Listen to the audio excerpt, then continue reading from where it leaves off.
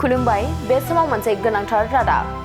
Cancer नो एन्सार बे बाथ्राखौ सिगाङाव गोबां खेब खोनानो मोनबाय जानांगौ आगुनि समाव केन्सार बेरामखौ फाहामनो हानायनि जेबो राहा गैयामोन देहायाव केन्सार बेराम जायोब्ला थांनानै थानायनि जेबो राहा गैयामोन आथिखालाव आइजोफोरनि देहायाव ब्रेस्ट केन्सार कलरेक्टल यूटेरिन सार्भिकल केन्सार बायदिफोरा गोबां जाफ्लेनायखौ नुनो मोनसै गोबां आइजोफोरानो बेफोरबायदि गिख्रंथाव केन्सार बेरामफोरजों भुगिनांनानै थैनो गोनां जायो हादरनि आइजोफोरखौ केन्सार बेरामनिफ्राय रैखाथि खालामनो थाखाय भारत सरकारा गोख्रों नाजादों union minister of state for health family welfare and AYUSH Prataprao यादवआ थांनाय 18 फेब्रुआरि खालि बुंदों दि आइजोफोरखौ गोहोम खोख्लैनाय केन्सारजों जुजिनो थाखाय मोनसे टिकाखौ फैगौ 5 निफ्राय 6 दाननि गेजेराव मोननो हासिगोन होननानै बिथाङा बुंथिदों बे भेक्सिन जाय बिजिरसंनायनि जोबथा थाखोआव दं आरो आनजाद नायगासिनो दङ 9 निफ्राय 16 बोसोर बैसोनि सिमानि हिनजावसाफोरनो होनाय जागोन होननानै बिथां मन्थ्रिया फोरमायदों महाराष्ट्रनि छत्रपति संभाजी नगराव मोनसे खौरां मेलाव प्रतापराव यादवआ बुंदों दि हादरनि केन्सार बेरामिफोरनि अनजिमाया बांदों आरो मिरु सरकारा बे जेंनाखौ सुस्रांनो थाखाय राहा लादों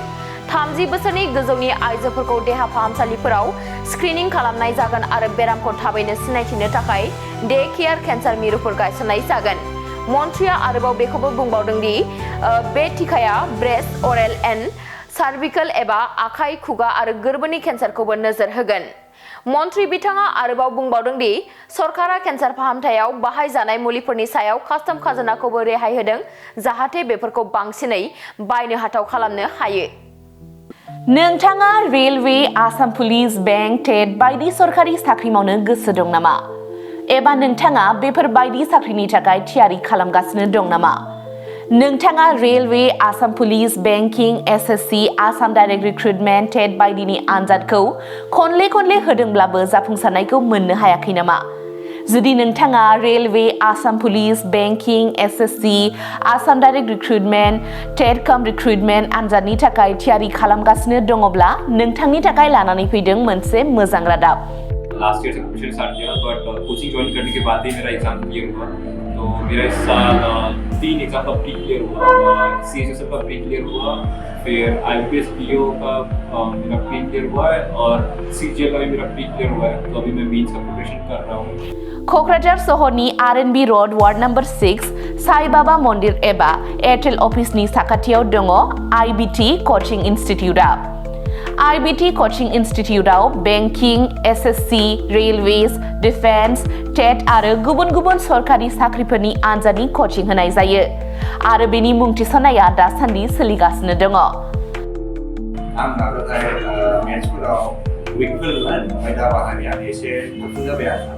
बाहाय सीए क्लासबो जायो माने सामफ्राम कारेन्ट एफेयारफोर जानाय माब्लाबा जानाय जिउमा जानाय बिदिखौ मोनगोन ओमफ्राय रिजनिंफोर इंग्लिश क्लास जाजोबो गासैबो मेरा क्वांट में एक्चुअली खराब था इसलिए मेरा ज़्यादातर एग्जाम में क्वालिफाई नहीं कर पा रहा था और कॉन्फिडेंट भी नहीं था जब से मैंने ज्वाइन किया है तब से मैंने क्वांट पे एक्चुअली अभी मैं क्वांट पे अच्छा हूँ और कर भी पा रहा हूँ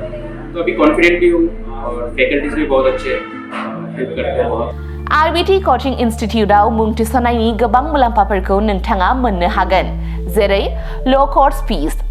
specially daily current affairs classes lifetime membership card weekly 5 to 6 days classes, comprehensive study materials, regular online and offline mock test, Make My Exam app, flexible class timings, doubt clearing session. बेफोर गासै सुबिदाफोरखौ नोंथाङा IBT coaching इन्स्टिट्यूटआव मोननो हागोन अब्ला थाबैनो मुं थिसनदो आबुङै मिथिनो थाखाय 9387277188 एबा 9101325849 आव सोलाद लानो हागोन